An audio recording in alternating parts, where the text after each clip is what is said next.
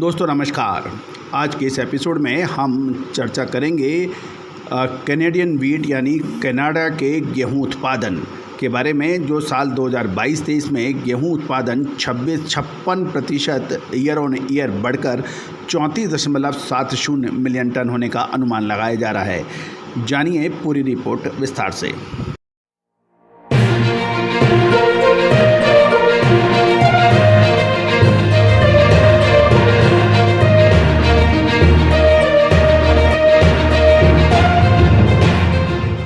दोस्तों नमस्कार। Colonel Ajay, CEO Ajay astro money group, first global astro finance digital channel से आपसे मुखातिब होता हूँ। आज 7 अक्टूबर सन 2022।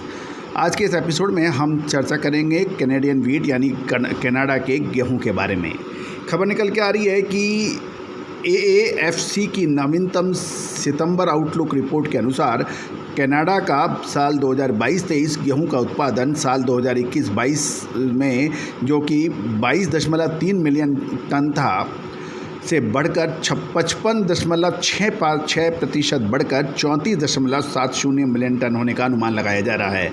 यानी पिछले साल से, साल 2021-22 से जो कि उत्पादन 22.3 मिलियन टन था, वो बढ़कर 34.70 मिलियन टन हो गया है, जिसमें लगभग 55.65% बढ़ गया है।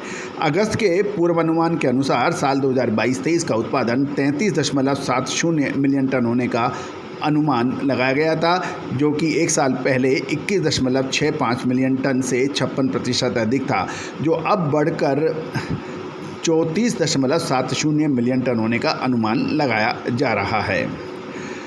दोस्तों एक और महत्वपूर्ण खबर आपसे जो साझा करनी है वो है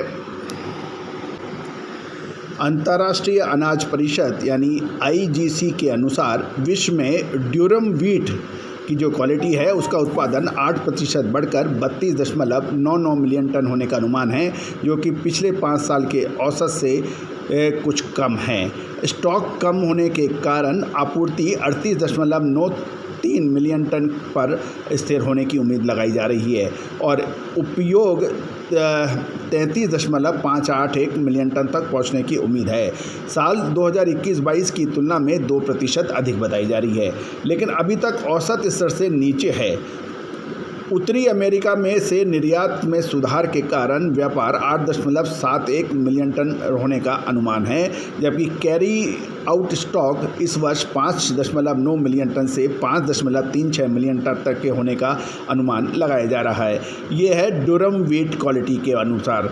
यदि हम United state of America agriculture department की बात सुने तो उनके अनुसार US का ड्यूरम वीट का उत्पादन दुगना होकर 2.01 मिलियन टन होने का अनुमान है। CWAD के A क्वालिटी के लिए औसत SK स्पॉट मूल्य साल 2022-23 के लिए 13% को कम करके $425 प्रति टन कर दिया गया है, जो कि बड़ी आपूर्ति और अमेरिकी डॉलर की सराहना के प्रेशर में था। अब हम चर्चा करेंगे ड्यूरम वीट की क्वालिटी को छोड़कर गेहूं के बारे में। साल 2021-22 के लिए STC ने कनाडा के उत्पादन और कैरी इन स्टॉक के अनुमानों में कुछ इम्प्रूवमेंट यानी संशोधन किया है।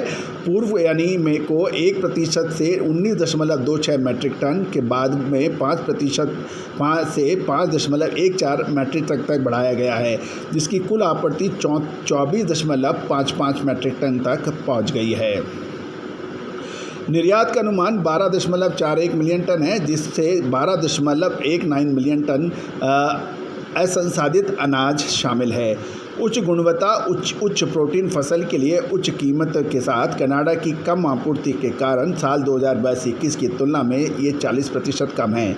कनाडा के गेहूं के लिए शीर्ष स्थान जो है वो Japan 1.6 million ton, Indonesia 1.2 million ton और USA 1.1 मिलियन टन है। Carry out stock 3.10 million ton से थोड़ा अधिक पर बंद हुआ है, जो 2007-08 के बाद सबसे कम बताया जा रहा है। Canadian western red spring number 1 कि जो 13.5 प्रोटीन पे होती है, जो CWRS जो 1 जो है 13.5 के लिए, जो उसका औसत SK स्पॉट मूल्य $447 प्रति टन बताया गया है। साल 2022-23 के लिए एसटीसी द्वारा उत्पादन का अनुमान 28.59 मिलियन टन तक बढ़ने का अनुमान है, जो साल के लिए 48% अधिक है। 5 साल के औसत से 12% अधिक है, जो कि बीज वाले क्षेत्र में 11% की वृद्धि और ट्रेड यील्ड पर लौटने के लिए ये समय है। तो दोस्तों, ये थी खबर कनाडा और अमेरिका से, और गेहूं की कुल आपूर्ति 29% बढ़कर 31.79 मिलियन टन होने का अनुमान लगाया जा रहा है। यह भी पिछले 5 साल के औसत से 4% अधिक बताई जा रही है। बड़ी आपूर्ति और कम कीमतों के परिणाम स्वरूप निर्यात में फिर उछाल आने का अनुमान लगाया जा रहा है, और इसका जो अनुमान है वो 18.2 मिलियन टन है, जो औसत से थोड़ा ऊपर है। यदि हम सभी गेहूं की बात कर लें अब, तो USDA के अनुसार, United state of America agriculture department के अनुसार, विश्व में सभी गेहूं का उत्पादन लगभग 4 मिलियन से बढ़कर 783.92 मिलियन टन होने का अनुमान लगाया जा रहा है। ये ग्लोबल स्टॉक की बात कर रहे हैं। कम कैरी स्टॉक विशेष रूप से निर्यातकों से 11 मिलियन टन के करीब आपूर्ति में गिरावट है, और ये लगभग 1059.59 के प्री एस्टिमेटेड है।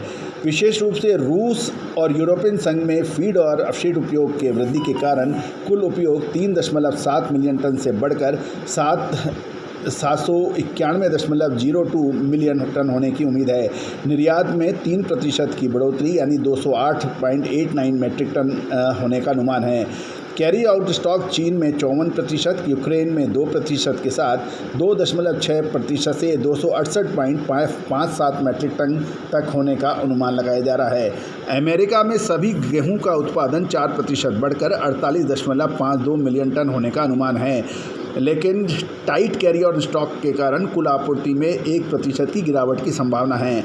अमेरिकी निर्यात गेहूं का 22.45 मिलियन टन होने का अनुमान है, जो पिछले वर्ष 21.78 मिलियन टन था, जो इस साल बढ़कर 22.45 मिलियन टन होगा। घरेलू उपयोग के लिए 30.43 मिलियन टन तक पहुंचने का अनुमान है, यानी अमेरिकन जो कंजम्पशन है वो ये रहने की संभावना है, जो कि पिछले साल के बराबर है। दोस्तों, ये था गेहूं की अंतर्राष्ट्रीय खबरें। दोस्तों, यदि आपने हमारे चैनल को अभी तक सब्सक्राइब नहीं किया है तो सब्सक्राइब करना बिल्कुल ना भूलें। गौरतलब है कि हमने लगभग आपको 4 महीने पहले गेहूं की तेज़ी की अग्रिम विश्लेषण दिया था। रूस और यूक्रेन की लड़ाई से पहले ज़बरदस्त तेज़ी ग्लोबल यानी वैश्विक स्तर पर हुई, और भारत में भी इसका असर ज़बरदस्त देखा गया। अब आगे अक्टूबर और नवंबर महीना बहुत महत्वपूर्ण साबित हो सकता है गेहूं के लिए। विशेषकर होलसेलर्स, स्टॉकिस्ट और मिलर्स के लिए विशेष रिपोर्ट उपलब्ध है, जो भुगतान करने पर उपलब्ध हो सकेगी। उसके लिए भी संपर्क कर सकते हैं। All the very best, good luck, happy trading.